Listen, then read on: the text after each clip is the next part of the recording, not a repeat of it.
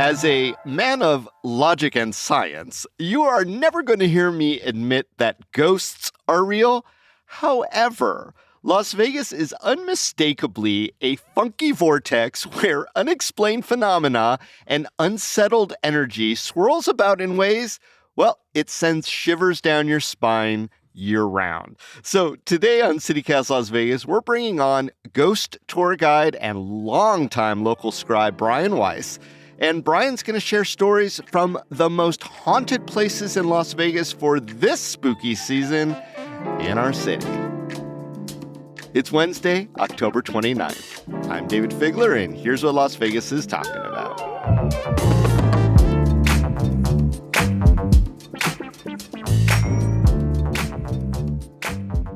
All right, Brian, you are one of my oldest friends in Las Vegas. I trust you implicitly, but I'm going to ask you a baseline question here that could change our relationship. To what extent do you believe in ghosts? I think my honest answer is I would like to believe in ghosts.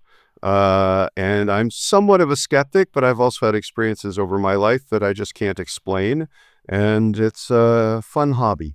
Okay, so as my ghost hobbyist here, let's get into it. And we're going to skip the strip because I know that you personally do a whole haunted strip tour that people rave about, and they could join if interested. We'll definitely give you a shout out in the show notes. But instead, let's start downtown, my neck of the woods. What haunting downtown has haunted you the most? Well, I think my personal favorite is probably the El Cortez, actually, over the years. And that's because I used to play poker with Jackie Gone back in the day. Former owner of the El Cortez and many other hotels in history going back to the 1940s. Correct. Unfortunately, a few years back, they closed the poker room at the El Cortez, and Jackie Gone, who used to live up in his own penthouse suite there, died a couple of weeks after they closed the poker room. And we think he's still maybe running around the property.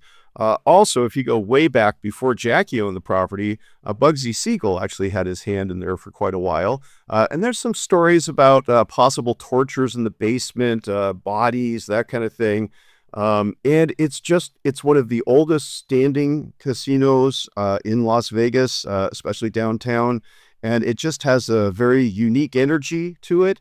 And there are definitely some hallways and there's a staircase in the middle of the place that just kind of doesn't feel right. Yeah. So short of actually seeing, a ghost appear, a la Casper, I guess, or, one of those, there's definitely vibes, like a palpable vibe, like something that feels off or there, right? When you're in the El Cortez. Now, a lot of people might attribute that to just the fact that, it does in many ways smell like 1940 something with all the cigarettes over the years, etc. The El Cortez used to use rose water in their ventilation systems for years. And that's one of the distinct smells. You think it smells like your grandmother, you're not wrong. But she might actually be there. Like literally, my grandpa used to go to the El Cortez all the time. They used to have a drawing every week and he was always there. And I guess sometimes when I'm in the building, I know this is a little woo-woo, but I do feel my grandpa. Well, you never know. But there are a number of different places downtown that are haunted, the El Cortez being one of them. Another famous one is the Apache Hotel. That's where Binion's Horseshoe is downtown. It was actually built in 1932. And there's a lot of hauntings reported there, seeing shadows in the hallways and flickering lights and furniture moving on its own, that type of thing. I do believe they've sent a couple of different, national ghost hunters to the place. And also two other famous ones I feel I should mention. One is the Las Vegas Arts Academy. Oh. Where there is an old teacher named Mr. Petrie, they say wanders the theater. And then there's another one that says there's a piano player, an invisible pianist that they say was actually the school benefactor Sue and Paul Loudon. They had a son who died as a teenager, and they state Will, that ghost, is still playing piano at the Las Vegas Arts Academy. All right. Now, Brian, I know you keep a list of the places that are somewhat haunted downtown, but you have some haunted bars on your list too. So tell me about one of them. Well, my personal favorite, because it's my haunt and it's haunted, is probably the original Huntridge Tavern packaged liquor bar Yes. on Charleston and Maryland Parkway. Yes. I am so glad we're going. Oh, we have to. Yeah, and Sarah Lohman from CityCast and I did a special about dive bars, the oldest dive bars in Las Vegas, and Huntridge was definitely on that list, and we had some fun there. So tell me why the HT, as you and I call it, is haunted. Well, HT has been around serving continuously since 1962. Some argue it's one of the oldest bars in Las Vegas. But more importantly, the place itself is kind of a shrine to death. If you look carefully as you walk down the bar, you will see literally a dozen or more people who have passed away who were locals. And there are What do you mean mementos. See them? Like, well, I mean, there's photographs of them, there's trinkets, there's articles Mhm. about their passing, there's a little shrine set up to some of the ones who passed away more recently. And then if you look on the opposite wall, or you walk down the hall, what you'll see is a whole bunch of old photographs taken of parties that happened over the last 20 or 30 years. And many of those people are no longer with us. And there's just a general I've heard so many stories from bartenders over the years, particularly one man named Kate Alexander. She was the bar manager there for many years. She tells a number of stories about getting things out of the back room and having furniture moved when she gets back to the front, seeing things fly off the shelves for no particular reason, swearing she sees somebody walking down the hallway, just et cetera, et cetera. It's been frequented so many times for so many years that it just seems like a lot of the people who drank there in the life are still drinking there in death. Yeah, I mean, it seems like if the ghost of Anthony Bourdain ever shows up in Las Vegas, the Huntridge Tavern would be exactly the spot that he would sort of haunt for a while he was visiting. If I was Anthony Bourdain, I would come haunt the Huntridge as well. I think it's a good place. Yeah. And besides, it still has, good, cheap, cold beer, and you never know who you're going to run into there. Yeah, shout out to the HT. You might run into you or me. Oh, exactly. We've mentioned a lot of these haunted spots seem to have, I don't know, some kind of horrible, violent death in the background. Are there any cheerful, good-natured ghosts who just hang out because they love their favorite spot? Absolutely. I mean, on my tour, I talk about basically there's like two different types of ghosts, it seems, in terms of the apparitions. That there's either those who in life so much enjoyed what they were doing that they came back after life to continue doing it. Often casino owners, that sort of thing. Jackie Gone, that we just talked about, might be an example of that. And then there's the people who had tragic, violent deaths, and they are sort of stuck in what we call a residual haunting. They just keep coming back to the same place because they don't really even know that they ever left it. But one in particular, and I know this might be what you're pushing at, there's a very famous haunting of a particular guy by the name of Elvis Presley, of course. And he is said to still be haunting the Westgate Hotel. Now, originally, the Westgate opened as the International Hotel. Right. And then for years, it was the Hilton, and now it's the Westgate. But back in the day, when Elvis had his breakout comeback tour, he actually ended up performing over 800 shows at the Westgate Hotel, or well, back then it was the International. And they say he enjoyed it so much that he's still there. His ghost is spotted most often either backstage in the theater, just kind of meandering, like waiting to go on stage, or there is a suite at the top of the International, now the Westgate, that he is said to haunt, which is where, of course, he stayed during those 800 performances. So he may be one of those ghosts who's just kind of hanging around after the fact, enjoying himself.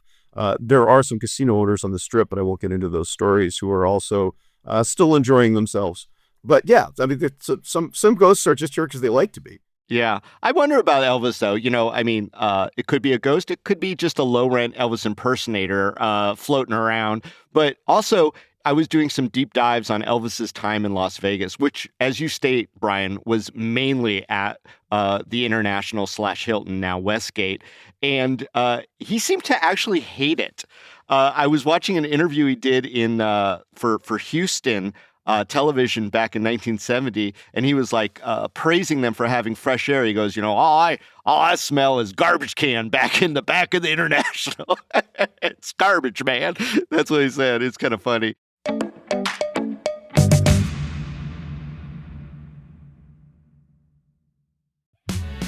The Water Lantern Festival is coming back to Las Vegas on Saturday, November 1st at Sunset Park. It'll be an unforgettable evening filled with community, connection, and thousands of lanterns lighting up the water. It's a family-friendly festival that has something for everyone. Food trucks, live music, and activities to enjoy before the lantern launch. Gates open at 3 p.m., the festival runs until 7, and the breathtaking lantern launch begins at 6 p.m. You should head on over to their website and check out some photos from prior events. They really are stunning. And each ticket comes with your very own lantern kit and marker so you can create a personal design, whether it's a message of hope, love, or remembrance, and then watch it float across the water alongside thousands of others. So don't wait. This event often sells out. Get your tickets now at waterlanternfestival.com. That's waterlanternfestival.com. You know, one of my favorite hotels, and a lot of people just assume that it's haunted. And you talk about casino owners just having a good time. I'm wondering if Jay Sarno or any others are over at Circus Circus, which is in and of itself kind of like gives haunting, right? What do you got on Circus Circus, going back to the Strip? Well, I mean, aside from, of course, the obvious spooky clowns, I mean, Yeah. And all of us who were raised there know that Circus Circus has all sorts of very strange little spots and dead ends in it. And I mean, there's a whole theater in Loa that was abandoned many years ago. But the big one, the one that is often quoted, is apparently there was somewhere. Now, I've tried to historically research this, and I'm having trouble finding the evidence. However, the story goes that a woman was down on her luck, staying at the Circus Circus Manor in room 132, where she decided to kill her infant son and then kill herself. Well, not infant, but very young, 3 or 4 years old. So she offs her son, then kills herself, and her ghost is still lingering in the hallways there. The most common reported haunting that people say is they hear a small child's voice saying, "Help me," in the hallways. They also report that they hear crying. They see things written on the walls like "Help me" or "Get me out of here." Now, funny enough, a quick shout out to Corey Leviton, because I know you had him on a couple of years ago. He was talking about how there couldn't be a haunting in Circus Circus because there is no room 132. But I want to push back on him and tell him that there is a room 132 in the Circus Circus Manor, not in the main hotel. Which is right across the street. And that is where all the hauntings are. Now, 2 other things to mention. One, and we'll move on. There was a very famous mobster by the name of Tony the Ant Spilatro. Of course, yes. And they say that his actual offices were right there in Circus Circus. And he actually had a small, I think it was a jewelry store or something. Yeah, like a little kiosk up there. Yes, exactly. And that's where he did his main operations.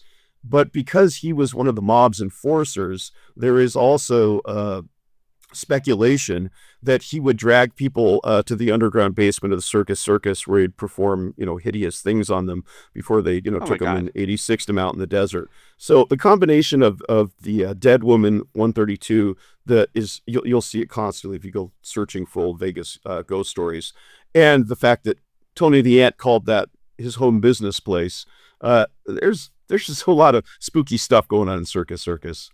My God, Brian, in my notes, it literally says, riff for fun with Brian about Circus Circus. You just made it really spooky scary. I'm just saying. It's what I do, Dave. Thank you. Yeah. No, the sounds of screaming children at Circus Circus does still linger, but I think that they're actual corporeal children who are just being bratty. Once they're saying, "Help me, help me." Yeah, well, I'm sure that happens a lot too. Although I will say this, I still love Circus Circus, no matter how much people just dump on it. It's still one of my favorites on the Strip. You and I are on the same page on that. We love it. Also, it was, it was one of the original themed properties. I mean, first they opened in 66, they opened Caesars, and then Jay Sarno opened Circus Circus in 68. So if it wasn't for Circus Circus and Caesars, we wouldn't have all these other themed hotel properties. So it's an original. they're two that still remain on the Strip, and that is becoming more and more rare. And I will say, speaking of visitors to Circus Circus, they still have the horse around lounge, the little rotating carousel bar. Now it serves candy, but I think if you go up there, Yeah. you might still see maybe a little image of Hunter Thompson kind of floating around taking notes. Let's go off the Strip again. Let's head over to Sandhill. There's something about some tunnels on Sandhill. I don't even know there were Sandhill tunnels. What's that about, Brian? There is a space out between Charleston and Sahara on Sandhill. I'm sure you know that there are hundreds and hundreds of miles of underground tunnels in Las Vegas, mainly used Sure. to channel out the floodwater when we get those monsoons. And where people are unhoused sometimes take shelter. Correct. Well, when the unhoused take shelter, one of the places they can enter those tunnels is right off of Sandhill, between Charleston and Sahara. And there are a lot of reports of very spooky stuff happening there. People say they hear eerie voices. Some people say they've seen a homeless woman seems to float above the ground as she wanders the area. If you were to stand and look into those tunnels, they're really not a place you want to go. You might not come out. For a lot of reasons, yeah. But Yeah, you're saying for a lot of haunting is one reasons. of them. Ghosts are one of them. Yes, it does seem that as people have passed away over the years in that neighborhood due to being unhoused or whatever conditions are, that some of their spirits are still hanging out in that area. And it is just one of those places that the energy is dark. If you stand out there, the hair on the back of your neck stands up, you feel a little anxiety, and you see this darkness around you. And like I said, they've reported hearing voices and actually seeing apparitions of an old woman is the one that's quoted the most. Apparently someone who died out there and is still wandering the tunnels. Interesting. Well, Brian, you focused a lot on, city center, the parts of Las Vegas that people are most familiar with. How about the burbs? The burbs got anything to contribute? Let's see, I can give you a couple. One is you might enjoy is the famous Red Fox house. The old comedian Over Red on Fox, Eastern? Sanford and Son. That's correct, on Southeastern. Okay. They say that Red Fox is still there. He's angry because he lost his house because he owed the IRS like $750,000 or something like that. He used to park his big red Cadillac right on the corner there on Eastern. And Oh, I've driven by it. He never yelled, "You big dummy," at me, but yeah. well, I guess you had to spend more time there. But yes, Fair apparently enough. he may still be haunting it. Another famous, there's a mobster's home, also a torture room, sort of in the old Oh, Scotch 80s area called the La Plaza Mansion. There were some mobsters who stayed there and says people were delivered and tortured on property. It's currently closed, but they used to oh, actually run exhibits during it. It's right across the street from a old firehouse in downtown. interesting. Then if you go way far out, two different places, Fox Ridge Park is one that comes up a lot if you research Vegas Okay, history. now we're talking. Now we're getting out there. Okay. Well, at Fox Ridge Park, which as you know is way down south, apparently there was a little boy who used to swing every day and was killed by a car there. And they say that his ghost still is on the swings late at night. There have been some national ghost programs that have actually filmed that swing, swinging on its own with no breeze around it. And people have seen the apparition of a little boy running down the park there. That's a Wow. famous one. Another popular one is the Kyle Ranch. I don't know if you're familiar with that, sort of carrying Yeah, of course. commerce, North Vegas. Yeah. There's a great history, all sorts. We didn't have enough time to get into it, but basically, back in 1884, the place was founded in 1875 by a gentleman by the name of Conrad Keel, and he actually got in a gunfight and he killed two different people there by shotgun. They think it was a double homicide. Happened in 1884, and one of them, one of our founders of Las Vegas, of course, is Helen Stewart. Her husband, Hmm. Archibald Stewart, was shot and killed at the Kyle Ranch there in 1884. And they say he's buried on the premises. And they do say late at night, there's a very old building you can go visit, and the whole grounds there, they say are haunted. They eerie voices, creeping apparitions, little lights that flicker on and off, that kind of thing seems to be still happening out there. So, yeah, there's tons of stuff on the outskirts of Vegas. And I think we would be remiss if we don't at least mention Zak Bagans, the, I guess, famous quote-unquote ghost hunter, started up the Haunted Mansion in a building that I know as the former State Bar building. And before that, it was our keyboardist for the band that you and I have been in for 30 years, his dad's law firm. And I don't think that there's anything particularly haunted about that building. Maybe there's some, poor associate who died in the basement there trying to get his billable hours. But short of that, they've really turned it into a bonanza. It's a huge destination in Las Vegas. Wait, who is this guy? Zak Bagans Haunted Museum. I don't know. I've never heard of him. Are you joking? Yes, I'm joking. Oh, thank God. Okay. Well, there's, we're on radio, dude. Yeah, it's only going to come. I will agree with you wholeheartedly, David, that Zak Bagans Haunted Museum is not, well, the building itself is most absolutely not haunted. It is, in fact, what you said. It was an old law office. And in fact, our dear friend, his father, had his offices there for years. Zak has made up some kind of silly backstories about it. Although I have to say, to Zak's credit, Zak has amassed a whole bunch of very strange artifacts in that building. Mm-hmm. And some of them, even I, as somewhat skeptic, I'm not going to stare at too long. There are some very potentially haunted objects in that place. And, that's what makes it fun. Zak really has a collection of stuff. Yeah, and he's definitely redone the building to make it a lot more spooky scary. I mean, I've been here for a long time in this neighborhood. It has taken on a transformation, and maybe the spirits themselves have a hand in it. Final question, Brian. Why do you think that people love hearing about hauntings and ghost stories in our town when, we're not really known for having a rich history that people get into? Well, I mean, I think that there's something about the whole, entertain us. I mean, this is Las Vegas. We are the entertainment capital of the world. Surely there has to be a dark side. And as you and I know, there is.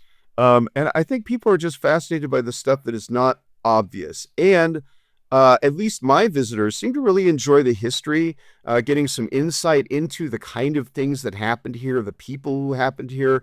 I mean, this was the Wild West when Vegas was founded in the early 30s and the start of the Hoover Dam in 1931. Yeah.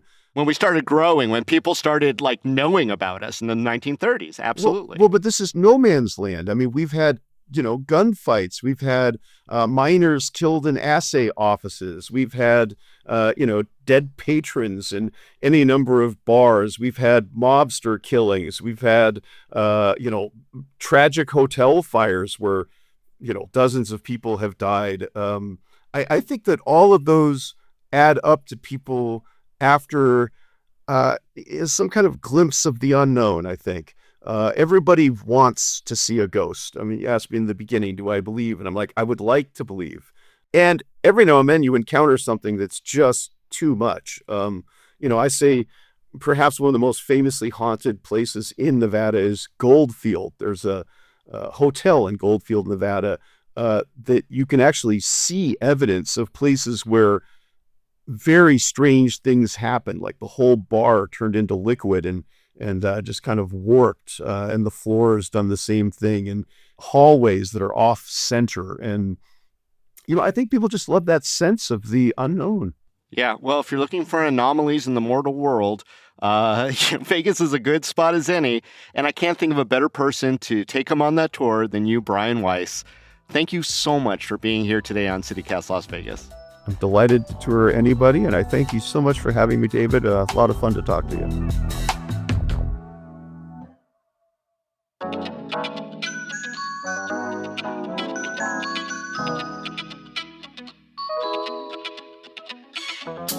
And that's all for today here on CityCast Las Vegas. If you enjoyed the show, go tell a friend. You could rate the show, leave us a review, and subscribe to our morning newsletter. Don't forget, you could support this show and get some great perks by becoming a CityCast Las Vegas neighbor at membership.citycast.fm. We'll be back tomorrow morning with more news from around the city. Till then, stay lucky.